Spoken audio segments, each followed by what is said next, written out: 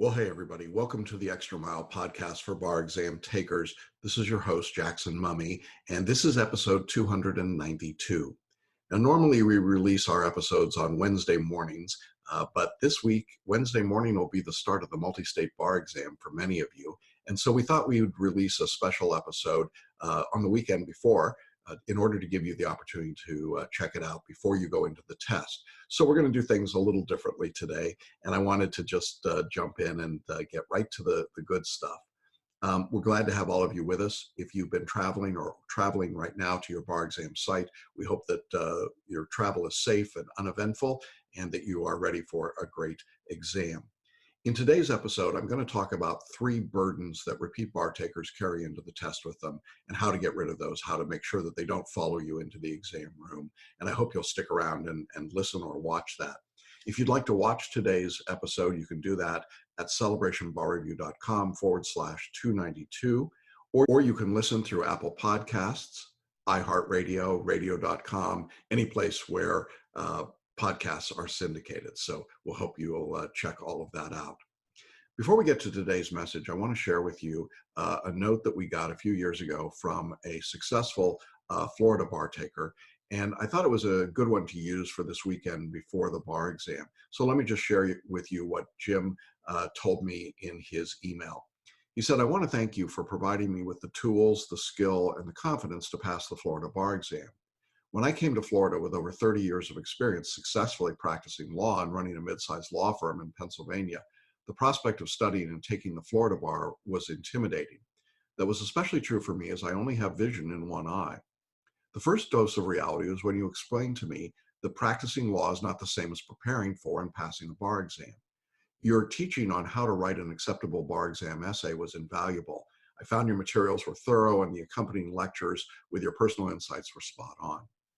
Finally, while I was initially skeptical of your recommendation to learn photo reading, particularly because of my visual impairment, in order to assimilate the high volume of materials required to be mastered for success on the exam, your suggestion to utilize the photo reading process to study and pass the multiple choice questions on the MBE, the Florida multiple choice, the MPRE, and the essays proved correct. I can't express how thrilled I am to be able to join my son in his law firm and assist him with his busy trial schedule. You made a proud father's dream a reality." Jim came to us after having failed the bar exam, doing traditional forms of study. And I thought it was instructive and useful to think about today, because one of the things that Jim had to do, as many repeat bar takers have to do, is to get rid of some of the burdens that they're carrying. He was able to do that, and on his first try studying with us, he was able to be successful on the exam. And that's what I want for all of you. And so without any further waiting, I want to go ahead and jump into today's message, 3 burdens for bar exam repeaters. Well, as I'm recording today, it's the weekend before the bar exam. And truthfully, after doing this for 30 years, one bar exam starts to look pretty much like the next and the next and the next to me.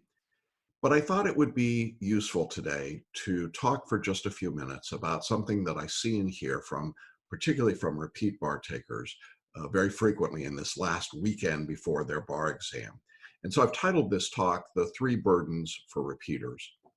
You know, I think that bar repeaters carry a special burden when they go into the exam. Everyone is nervous, everyone is concerned, everyone is anxious. That comes with the territory. It's a high stakes test. But for people who've taken and failed the exam previously, there is an extra burden that comes along with coming back to the test, coming back to take the exam. And today what I wanted to do was to focus on 3 of those burdens that I think repeaters carry, special burdens, and then suggest to you some of the ways that you can reduce that feeling of anxiety and apprehension, or the burden that comes with these particular things. And so if you're a bar repeater, I hope you'll stick with me. If you're not a bar repeater, it may still be useful. You may find yourself having some of these same feelings as well. The 3 burdens of repeaters that I think come in to play here are, first, a lack of confidence. This is huge. When I talk to bar takers right before their exam, I find that even the ones that have worked hard, that have done all the things that they are supposed to do, that have really put themselves into the process, suddenly lack confidence. And they lack confidence, first of all, in themselves. You know, it's easy to lose confidence in yourself when things have not gone well previously. Suddenly you start doubting and second guessing and trying to rethink everything that you've done, everything that you've learned, every way that you've prepared. And this lack of confidence in yourself becomes a real problem. It can grow, it can become exponentially more powerful, and it starts to take over. As you lose confidence in yourself, the parade of horribles on the exam can be absolutely extraordinary. And I've watched people literally talk themselves out of success because they've lost confidence in themselves. Now, if you're there today, if you're starting to say, well, maybe I'm not good enough, maybe I'm not strong enough or smart enough or talented enough or a good enough writer or a good enough test taker, I want to stop you from doing that. It's absolutely not true. Let's just take some empirical information for just a moment. Very few people ever get to the point where they can take the bar exam. To get there, you had to get out of high school and get into college. From college, you had to get into law school. And from law school, you had to get out of law school. Now, if you're someone that went to a state accredited or an unaccredited or a correspondence law school, you probably had to go through additional testing and additional work. I'm not even going to talk about Kim Kardashian here, but you get the idea. Most of you had to do enormous amounts of work to get here. And along the way, you had to take a lot of tests. You had to take multiple choice tests, you had to take essay tests, you had to take fill in the blank tests, you had to speak up in class, you had to do papers. You have ability. If you didn't have the ability, you would not have been in the position to take the bar exam. Sometimes I suggest to students when they're feeling this way that they go back and think about their friends from kindergarten and first grade, if you can remember them. And then I ask, how many of those friends are currently members of the bar anywhere? And the answer is almost always none.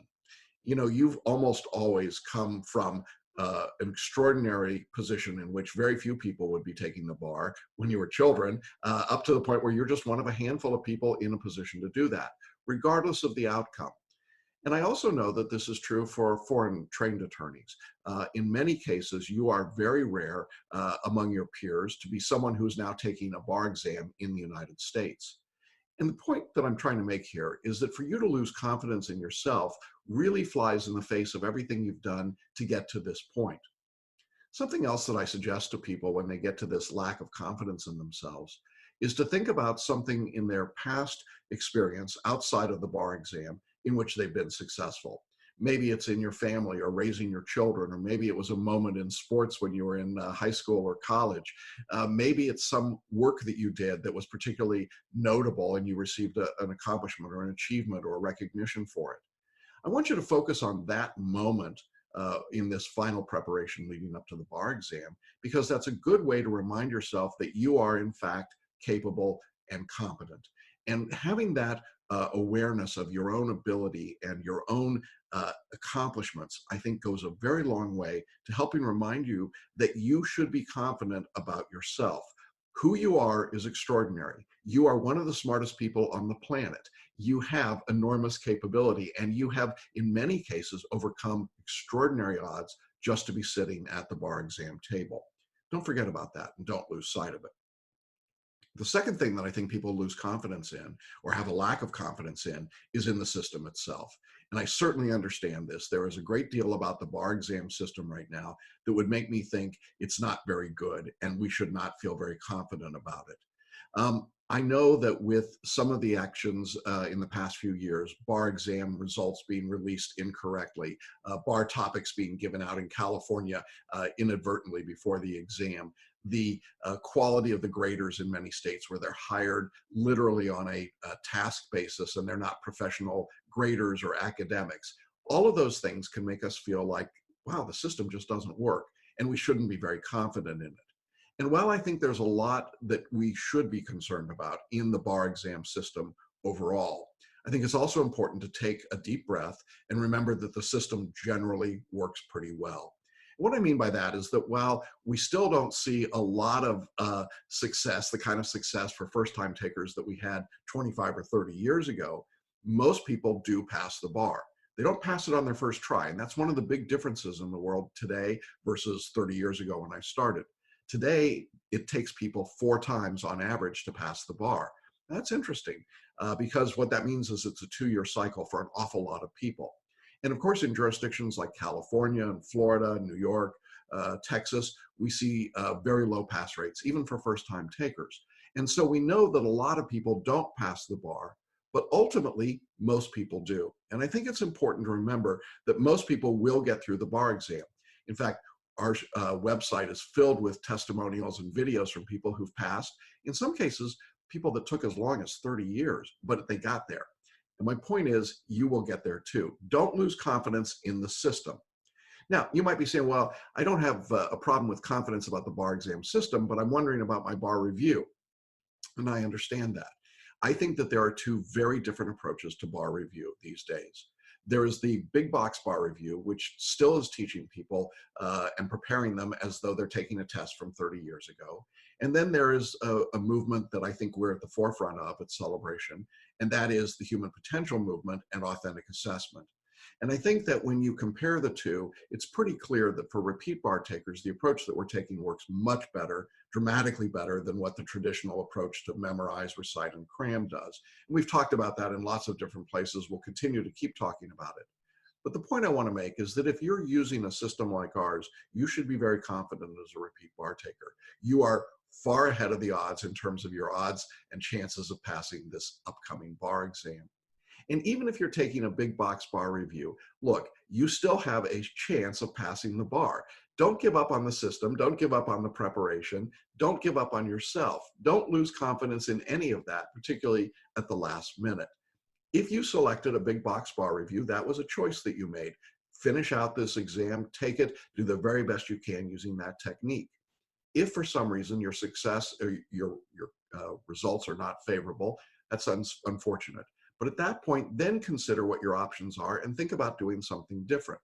If you do that, then I think you can continue to regain confidence, not only in yourself, but in the system. There are tools out there that will help repeat bar takers pass. We use them. And if you didn't have the opportunity to use them this time, okay, let's hope that you pass anyway. But if you don't, recognize that there are tools out there and that the system can work for you. In the meantime, those of us who are in the bar review industry will continue to innovate, will continue to press for the changes that we think are needed, as are legal educators around the country trying to press for a better bar exam.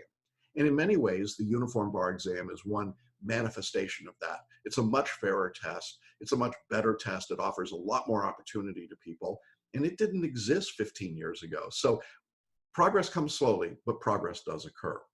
So that first burden of lack of confidence, I think, is something that you can deal with. It's real, it's there, but I don't think it has to overwhelm you. The second burden that I think a repeat bar taker has is the burden of lost hope. I understand this one. I understand how easy it is to lose hope when you've tried and failed, tried and failed, tried and failed, maybe multiple times. And so if you've lost hope, I know that one of the reasons for that is because of your past results. It's because you tried and it didn't work. And the problem, I think, that comes here and the burden that comes with this lost hope from past results is that we have a tendency to apply past results into future anticipation. That is, if you failed a bunch of times, you expect to fail going again the next time. And that's true unless you're doing something different. And that's really the point I want to make. If you're doing something different than what you did before, no matter what that thing is, then I think you have a reason to be hopeful. I don't think you need to lose hope. Now, if you have prepared exactly the same way that you did before, and that previous way did not work over and over and over again, well, you're delusional to think it will change. I doubt if you've lost hope, you're just not really paying much attention. But if you've been paying attention and trying to modify what you do in whatever way you've done it, then you have reason to be hopeful. Your past results are not necessarily an indication of what will happen in the future. And yet we tend to have that fallacy, don't we? Whatever happened in the past, our brain takes it and says, well, that's what will happen in the future. I have this conversation with my students a lot at the end when they start to get frightened and nervous and they say, well, I'm not feeling as hopeful as I wanted to or as I thought I would. And I remind them of all the things that they're doing differently. They're photo reading, they're using selective intuition, they're using fact-based analysis or fact-driven analysis in their essays. They're approaching performance tests differently. They've used mind maps to take their notes. All of those things are very different. Perhaps they use paraliminals or meditation to improve their state of mind. All of these things combine to mean a different approach to study, and that should lead to a different result. It doesn't guarantee a different result, but here's what does guarantee the same result: if you do exactly the same thing over and over and over again. So if your approach to studying for the bar has been to memorize and recite and cram, and this time you memorized, recited, and crammed, well, statistically, you're probably not going to be successful. But if you change some part of that, then you gave yourself a chance to be successful. And so I would not focus on the past at this point. I would focus on what you've done to get ready for the future. And as you get ready to take the exam in a few days, if you're listening to this right now, as we're releasing, then remember all of the things that you've done differently, all the way that you've worked. Maybe you put in more hours to study this time. Maybe you changed up your jurisdiction. I mean, there's all sorts of things that can change the past results and turn them into something different. And that's the key. And if you are not successful on the exam, then think about doing something different. That's why we named our webinar Do Something Different, because that's the foundation of what causes people to go from failure to success. I also think people lose hope today because of the current climate. There's no way of getting around this. These are hard times right now if you are a believer in the rule of law. And I'm not talking the politics of this. I honestly don't care what your politics are, one way or the other. But I think the point is that in the current climate, in the current culture in which we live, it is easy to lose hope. You may lose hope because you think half of the country has lost their mind. That part of the country thinks the other half has lost their mind. And in this culture of lost hope, it's easy to be consumed with the idea that no one can win, no one can gain, nothing good can happen. I understand that. And as we're talking today in February of 2020, we're in the midst of a political year. There's a lot of noise out there. I think it's important that as you consider taking the bar, and I've heard this from students who've said, I don't know what difference it'll make. It doesn't seem to be important anymore to be a lawyer, to be part of the rule of law. I want to just remind you that this is a noble profession. It's a high calling. It is a profession to which I am very proud to be a member, and which I would hope that you would feel the same way. And I think it's important as you go to the bar exam to drown out the noise, shut it out, put on your noise canceling headphones mentally, and just close it all out. All the other things that are happening don't matter right now. Your job is to pass the bar exam. It is not anything beyond that. And for that period of time in which you study and take the exam, that should be your primary focus as it relates to the law. Once the exam is done, once you're a member of the bar, then engage in whatever form of activism that you think is important and valuable to you. But for right now, don't get consumed with this. And it's really been interesting to me watching students over the past couple of years who have more and more come to me already discouraged because of the climate around them, the discussion, the distaste for lawyers, the feeling that the rule of law may not matter anymore.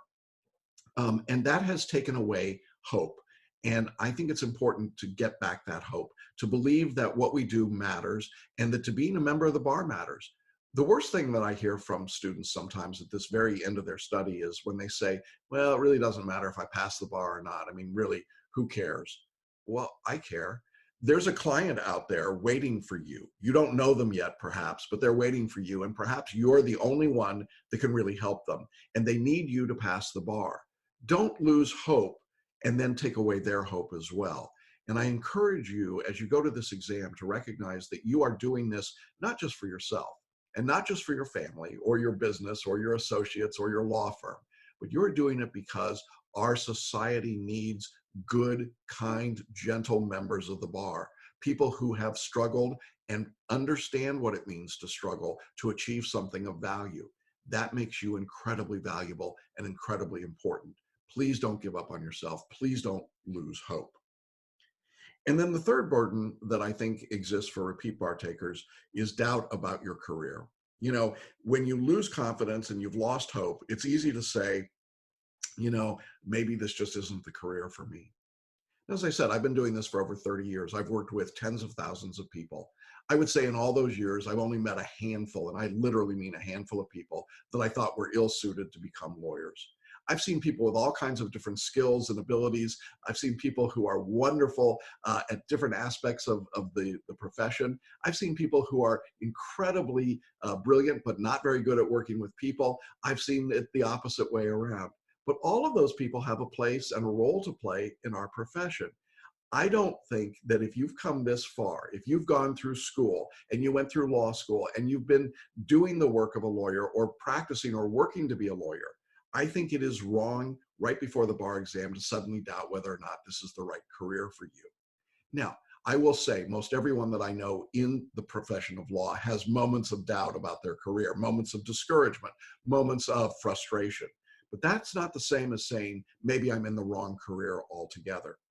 I also know lots of people with law degrees and members of the bar who are doctors and engineers and teachers and parents and stay-at-home moms and dads. There are lots of great things you can do, and certainly lots and lots of entrepreneurs. I love the way I use my law degree as a teacher. I don't have to go out and practice law to feel like I'm being a member of the profession. But I don't think that it's good for anyone to doubt right before the exam whether or not this is the career for them. I'd like to remind you that you've made an investment in yourself, and that investment leading up to this point has come in several different forms. You've invested certainly your money to go to school, to take the bar exam, to go through all of the work and the preparation there. You've certainly invested time, your time and your family's time. Most of you who have studied for the bar have had to miss out on some events in your family life because you were studying for the bar. There's a price you've paid for that. And certainly there's an investment in terms of the effort you've made, the hours you put in. That is an extraordinary investment in yourself, in learning and growing and challenging yourself, maybe taking an exam years after you pass the bar somewhere else. Those are major investments. And the reason we make investments, whether they're monetary investments in the stock market or they're investments in ourselves through professional education, is because there's a long-term value to the investment. You don't always see the return on the investment immediately. And I know that's frustrating when you've taken the exam and not been successful. We all want to pass. We want to pass on our first try. But it doesn't make the joy any less when you finally do pass. You know, I've done lots and lots of video interviews with successful students. We've got them on our website. And I asked students who've taken the exam, in many cases, over a period of multiple years, some cases 10 or 20 or even 30 years, did it diminish your feeling of accomplishment when you finally did pass, that it took so long? And the answer unequivocally was no. It actually made it sweeter. You know, it's a long-term investment. I hope for all of you it's a short investment, but the reality is when you get there, when you pass, when you get your life back, it is worth every bit of it. And I don't know anyone who's said to me, you know what, I'm sorry I started this process now that I've passed. I don't know a single person that said that. And I don't think you'd say that either. So don't give up on yourself before you get to that circumstance. You've made an investment. It's a long-term investment. Stick with the investment. Continue to work. Continue to move forward. And then I think if you're doubting about your career, it's really a form of doubt about the future. And as I talked about this current climate, I also think it's important to say that sometimes it's easy for us to begin to doubt whether or not we're going to be okay in the future. You know, one of my mentors, Paul Sheely at Learning Strategies, is fond of saying, just take a moment and breathe. And as you think about where you are right in this moment, you're okay. And 5 minutes from now, you'll be okay. And 5 minutes after that, you'll be okay. And the reality is you are okay. For most of you, taking the bar exam will not change you being okay. The day after the bar exam, you'll be okay. The day of the results, you'll be okay. I don't know many people who will find themselves homeless or unable to eat or unable to work or unable to move forward with their lives after the bar results come out. You'll be okay. Could you be disappointed? Sure. Could you be frustrated? Absolutely. Could you be angry? Not surprising. Could you be elated? I hope so. The reality is that the future is unknowable, but right now you're okay. And if you're doubting whether or not this is the right thing for you to do, it's the right career, recognize that right now in this moment, this is your career and you're okay. And after you take the bar exam, it'll still be your career and you're okay. And when you understand that, it makes it much easier to just deal with what's in front of you right now. Don't go to the bar exam thinking about what the future is going to be.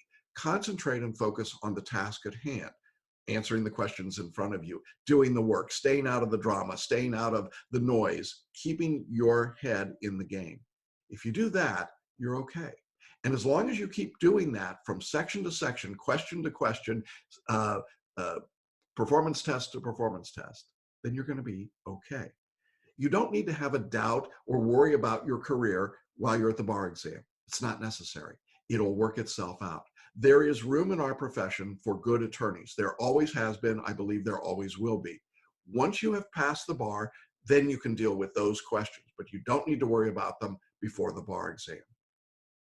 Well, those are 3 burdens that I think repeat bar takers have. There are many others I'm sure that we could talk about, but as you consider those burdens, if you're a repeat bar taker, I want to assure you that you can be confident. You have earned your seat at the table and you can be ready to take the exam. You don't need to have lost hope. You should be hopeful. What happened in the past is not what will happen now. If you've done different things to prepare, you can be confident that you can move forward and regain the hope that you needed to be successful. Going to the exam hopeless will result in bad outcomes. Going to the exam hopeful gives you a great opportunity for success. And finally, don't focus and fixate on your career, what you've invested or what you think the future is. The next step in your career is to take this exam. Focus on that, put your attention there, and relieve yourself of that particular burden. I wish those of you headed to the bar exam this week traveling safety and mercies. I hope that it's a great exam for you wherever you're going, whatever test you're taking, and however you prepare. I hope that as you prepare and take this exam, you remind yourself that you are unique, you are talented, you are a gift of the universe, and you are wonderful, and you can do this. And you have all the potential in the world, in your head, in your brain, ready to be used. And I encourage you to relax and let that wonderful, incredible ability of yours shine as you go through, and you'll see a great result when it's all done. Well, that's our message for today. I hope it's been helpful for those of you who are taking the exam in February of 2020. We wish you all the best on the exam. We hope that you'll be able to get rid of any of those burdens that you're carrying into the test room. If you're taking the exam in July of 2020 or later, I do want to let you know about a very special free training that we offer. It's called Do Something Different. I mentioned it in the discussion about burdens. And this is a look at the steps that repeat bar takers follow in order to be successful on the exam. You'll hear from them in their own words with video testimonials and clips about what they did, and we'll take you step by step through the process. Now, this training webinar is completely free, and all you have to do to register is go to the show notes on the video or the audio page and click there to register. Or if you want more information, you can go to celebrationbarreview.com/webinar. The training webinar is set up in an on-demand format, so you can watch it at 7 p.m. your time every night, or on demand at any time that works best for your schedule. And so I really encourage you to check it out. There's no cost. You have the opportunity to watch at your own convenience, and there's the opportunity to send messages to me through the webinar directly, and I'll be glad to respond to those. This webinar has been life-changing for people like Jim that I talked about at the beginning of today's episode, and for thousands of other people. And so I hope you'll check it out. Just click on the show notes and register, or go to celebrationbarreview.com/webinar. All right, well, we're not going to release an episode on Wednesday. We will be back to you a week from Wednesday after the bar exams. We'll talk about the feedback and what we've heard from the test sites around the country. And again, we want to wish everyone that's taking the exam great success and wonderful testing. And we will see you all along the extra mile next week. Bye-bye.